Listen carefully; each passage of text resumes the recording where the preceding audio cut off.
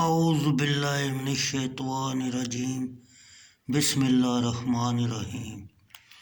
بخاری شریف جلد دوم حدیث نمبر 141۔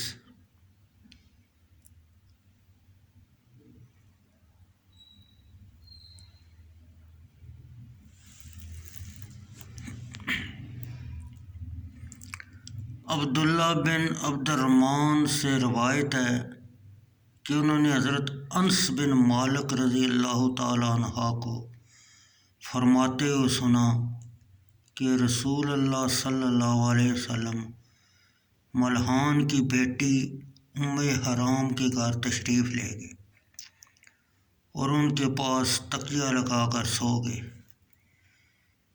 پھر آپ بیدار ہونے کے بعد مسکرائے تو ام حرام نے عرض کیا، یا رسول اللہ صلی اللہ علیہ وسلم، آپ کیوں ہنس رہے ہیں؟ آپ نے فرمایا، میری امت کے کچھ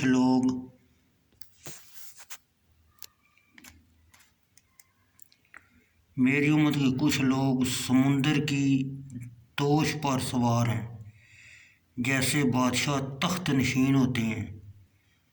ام حرام نے عرض کیا، یا رسول اللہ صلی اللہ علیہ وسلم، دعا کیجئے کہ وہ مجھے ان میں سے کرے۔ آپ صلی اللہ علیہ وسلم نے عرض کیا، اے اللہ، ام حرام کو ان لوگوں میں سے کر دے۔ پھر آپ دوبارہ محو خواب ہوئے اور بیداری کے بعد آپ ہنسے تو ام حرام نے آپ سے پہلے کی طرح عرض کیا،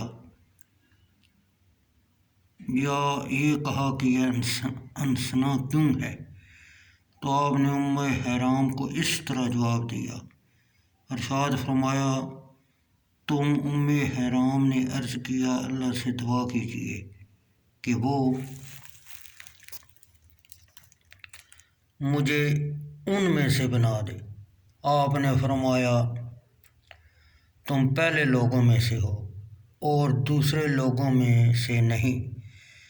انس بن مالک رضی اللہ تعالیٰ عنہ نے کہا، ام حرام بنت ملحان نے حضرت عبادہ بن صامت رضی اللہ تعالیٰ عنہ سے نکاح کر لیا اور بنت قرظہ بن عبد عمر بن نوفل بن عبد مناف حضرت امیر معاویہ رضی اللہ تعالیٰ عنہ کی زوجہ محترمہ کے ساتھ وہ سمندر کے دوش پر سوار ہوئیں، اور جب واپس آئیں تو وہ اپنے جانور پر سوار ہوئیں تو وہ اچھلا کودا۔ ام حرام بن ملحان اس سے گر پڑیں اور فوت ہو گئیں۔